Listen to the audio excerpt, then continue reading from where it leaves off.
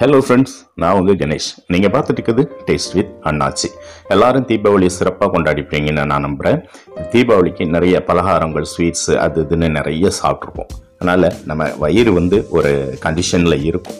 அதெல்லாம் சரி பண்ற மாதிரி ஒரு மருத்துவ குணம் மிக்க அருமையான, அதே நேரத்தில் ரொம்ப சுவையாகவும் சிம்பிளாகவும் செய்யக்கூடிய ஒரு மிளகு ரசம் தான் இன்னைக்கு செய்ய போறோம். இந்த மழை நேரத்துக்கு ஏற்றது மட்டும் இல்லைங்க, நம்ம வயிற்று பிரச்சனையெல்லாம் தீர்க்கக்கூடிய இந்த அருமையான மிளகு ரசத்தை கல்யாண வீடு ஸ்டைலில் எப்படி செய்யறதுன்னு தான் இந்த வீடியோவில் போய் பார்க்க போறோம். அதுக்கு முன்னாடி நம்ம சேனலை சப்ஸ்கிரைப் பண்ணாதவங்க பண்ணிக்கோங்க. இப்போ வீடியோக்குள்ள போகலாம்.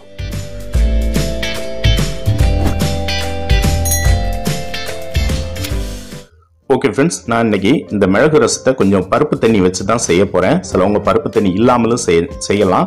நான் இன்னைக்கு பருப்பு தண்ணி சேர்த்து செய்கிறேன். நீங்கள் எப்படி ஒருவேளை பருப்பு தண்ணி சேர்க்கணும்னு இஷ்டம் இல்லைன்னா நீங்கள் இதை ஸ்கிப் பண்ணிடலாம். நான் ஒரே ஒரு கைப்பிடி, அதாவது ஒரு 30 கிராம் தோரும் பருப்பை ஒரு குக்கரில் ஒரு 1/2 லிட்டர் தண்ணி ஊற்றி நல்ல பூவாக வேகிற அளவுக்கு ஒரு 5-6 விசில் விட்டு நான் எடுத்து வச்சுக்கிறேன். இந்த மாதிரி பருப்பு தண்ணி சேர்க்கும் போது இந்த ரசத்தோட டேஸ்ட்டு கொஞ்சம் நல்லா கூடுதலாக இருக்கும். நீங்கள் பருப்பு தண்ணி வேண்டாம்னு நினச்சிங்கன்னா இதை அப்படியே ஸ்கிப் பண்ணிடுங்க. பருப்பு தண்ணிக்கு பதிலாக 1/2 லிட்டர் தண்ணி சேர்த்துக்கோங்க. ஓகே, பருப்பு வெந்து தயாராக இருக்குது பருப்பு தண்ணி. இப்போ நான் ஒரு நெல்லிக்காய் அளவு புளியை ஊற போட்டு வச்சுருக்கேன். அது ஊறி வரட்டும். இப்போ ஒரு பேனில் ஒரு 2 டேபிள் ஸ்பூன் அளவுக்கு மிளகு எடுத்திருக்கேன். நல்ல மிளகா பார்த்து 2 டேபிள் ஸ்பூன் அளவுக்கு சேர்த்துட்டு அதை மீடியம் ஃப்ளேம் வச்சு ஒரு 2 நிமிஷம் அப்படியே வதக்கி விடுங்க. அது லைட்டாக வதங்கி வந்ததும் ஒரு டேபிள் ஸ்பூன் அளவுக்கு சீரகம் சேர்த்துக்கோங்க. 2 டேபிள் ஸ்பூன் மிளகு, 1 டேபிள் ஸ்பூன் சீரகம். இதையும் லைட்டாக சிவந்து வர வரைக்கும் வறுத்து எடுத்துட்டு ஆற விட்டுட்டு ஒரு உரல்ல போட்டு தட்டி எடுத்துக்கோங்க. இல்லை உரல் இல்லைன்னா மிக்சியில் கூட கொஞ்சம் கொரகொரப்பாக அரைச்சி எடுத்து வச்சுக்கோங்க.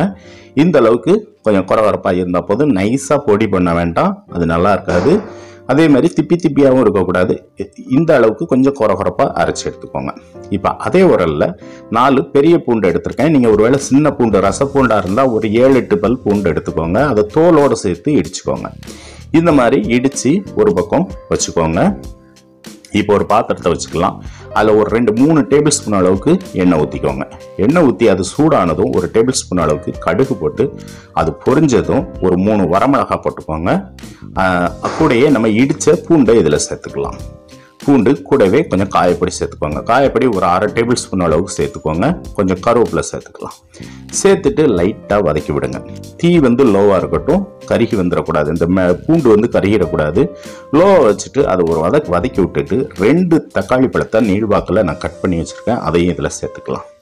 தக்காளி பழத்தை போட்டு லைட்டாக வதக்கி விடுங்க. அந்த இதமான சூட்லேயே அது வெந்து வரட்டும். ஒரு முறை கலந்து விட்டுட்டு இந்த டிஷ்ஷுக்கு அந்த ரசத்துக்கு, இந்த ரசத்துக்கு தேவையான உப்பு சேர்த்துக்கலாம். கூடவே ஒரு 1/4 டீஸ்பூன் அளவுக்கு மஞ்சள் பொடி சேர்த்துக்கோங்க. மஞ்சள் பொடி சேர்த்துட்டு இந்த தக்காளியை லைட்டாக வதக்கி விடுங்க. 1 நிமிஷம் வதக்கினா போதும். ரொம்ப வதங்கி மசிஞ்சு வரணும்னு அவசியம் இல்லை. இந்த அளவுக்கு வதங்கினதுக்கப்புறம் நம்ம கரைச்சி வச்ச புளி தண்ணியை இதில் சேர்த்துக்கலாம். சேர்த்துட்டு ஒரு முறை கலந்து விட்டுருங்க. இது லைட்டாக ஒரே ஒரு கொதி மட்டும் வரட்டும். ஏன்னா இந்த தக்காளி பழத்தோட அந்த பச்சை வாசனை போகிற அளவுக்கு கொதிச்சா போதும். இந்த அளவுக்கு ஒரு கொதி வந்த உடனே நம்ம ரெடி பண்ணி வச்சுருக்க அந்த பருப்பு தண்ணியை சேர்த்துக்கலாம். இந்த இடத்துல உங்களுக்கு பருப்பு தண்ணி வேண்டாம்னு நினச்சிங்கன்னா சாதாரணமாக தண்ணியை ஒரு 1/2 லிட்டர் சேர்த்துக்கோங்க. சேர்த்துட்டு மீடியம் ஃப்ளேமில் வச்சுட்டு லைட்டாக நுர பொங்கி வர மாதிரி இருக்கும்போது நம்ம இடித்து வச்ச அந்த சீரகம் மிளகு பொடியை இதில் சேர்த்துக்கலாம். சேர்த்துட்டு நல்ல ஒரு கைப்பிடி அளவுக்கு மல்லி இலையும் சேர்த்துடலாம். சேர்த்ததுக்கு அப்புறம் இந்த மாதிரி ஒரு கொதி லைட்டாக வந்த உடனே ஆஃப் பண்ணிடுங்க. ஆஃப் பண்ணிட்டு ஒரு மூடியை போட்டு மூடி வச்சிருங்க. இந்த மிளகு சீரகம் பொடி போட்ட உடனே கலந்து விடாதீங்க. மேட்டாப்பில் தூவி விட்டு மூடி வச்சா போதும். இப்படி மூடி வச்சதுக்கு அப்புறம் அந்த மிளகு சீரகம், இந்த மல்லி இலையில உள்ள ஃப்ளேவர்லாம் அப்படியே அந்த ரசத்தில் இறங்கி ஒரு சூப்பரான ஒரு மனம் வருங்க. இந்த ரசத்துக்கே அதுதான் செம்மையாக இருக்கும். இந்த மாதிரியான ஒரு மிளகு ரசத்தை நீங்களும் கண்டிப்பாக செஞ்சு பாருங்க. செஞ்சு பார்த்துட்டு ஆச்சரியப்பட்டு எனக்கு கமெண்ட் பாக்ஸில் நீங்களே பதில் சொல்லுவீங்க. ஓகே ஃப்ரெண்ட்ஸ், நான் இன்னொரு வீடியோவில் திரும்பவும் உங்களை சந்திக்கிறேன். அதுவரை பாய்.